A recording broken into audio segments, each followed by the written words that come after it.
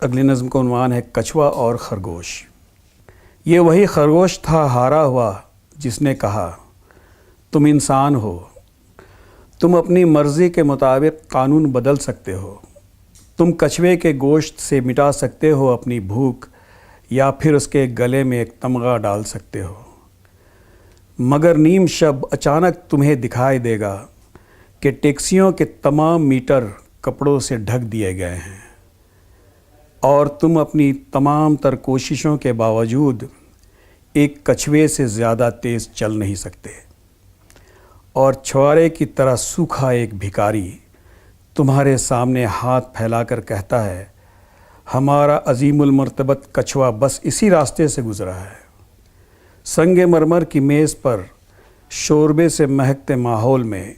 تم اربوں حقائق کی چکا چوندھ کر دینے والی روشنی میں ایک بطخ کے بازو چبا رہے ہو۔ تم سوچ رہے ہو اس دنیا میں بہت کم لوگ خوش ہیں، مگر لوگ اس ملاح سے کم بد نصیب تو نہ تھے جس کے ہاتھ سے قطبی تارہ کھو گیا۔ ہمارے شہر کے راستوں کے نام کبھی خوبصورت تھے، مگر وہ جنہوں نے اندھیروں پر حکمرانی کی ہے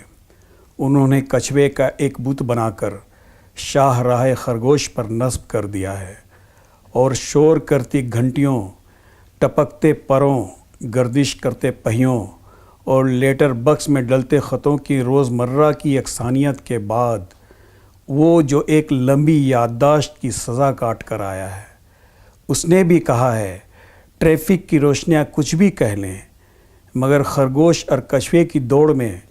کسی کو تو ہارنا تھا، تو کیا برا تھا اگر آدم کو زندگی کی صعوبت اٹھانی پڑی،